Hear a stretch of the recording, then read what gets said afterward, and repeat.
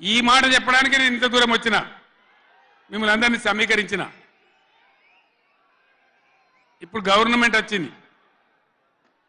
government వచ్చిన కాడ నుంచి మీరు చూస్తాను ఎవడన్నా కొత్త గవర్నమెంట్ వస్తే ఏం చేయాలి పోయిన గవర్నమెంట్ కంటే 4 మంచి పనులు చేద్దాం ప్రజలు అవలనిపించుకుంటామనే మాట ఉండాలి ఆరాటం ఉండాలి ఒక్కటన్నా మంచి మాట ఉన్నదా ఒక్కటన్నా పొద్దున్న లేస్తే సొల్లుపోయాను కేసీఆర్ని తిట్టాలి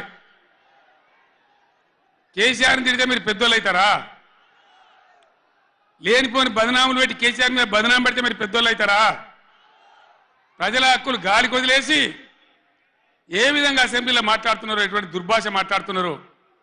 ఎంత దుర్మార్గమైన పద్ధతిలో మాట్లాడుతున్నారో టీవీలో సాక్షిగా మీరు అందరూ చూస్తూ ఉన్నారు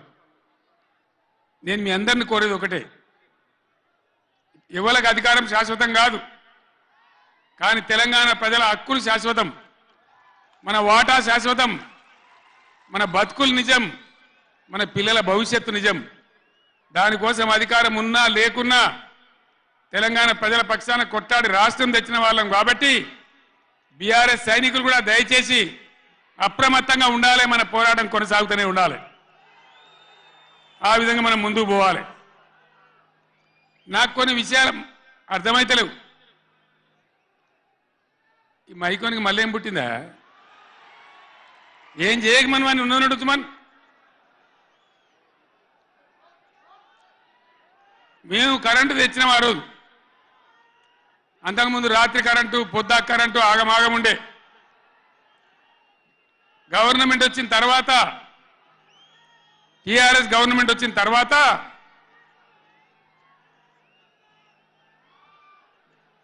ఇంకేమైనా రోగమా బీమారే అరే బాబు ఉన్నదంటే ఉంచరా మైకు ఏం మాట్లాడక ఏం చేయకు నువ్వేం చదరకు దాన్ని కరెంటు తెచ్చినాం ఒక 7-8 నెలల్లో కరెంటు బాగా చేసి ఏడాది అర్థం నుంచి 24 గంటల కరెంటు ఇచ్చినాం రైతాంగానికి మీరందరూ సంతోషంగా నడింట్లో పడుకొని పంటలు పండించారు పాములు గర్వంగా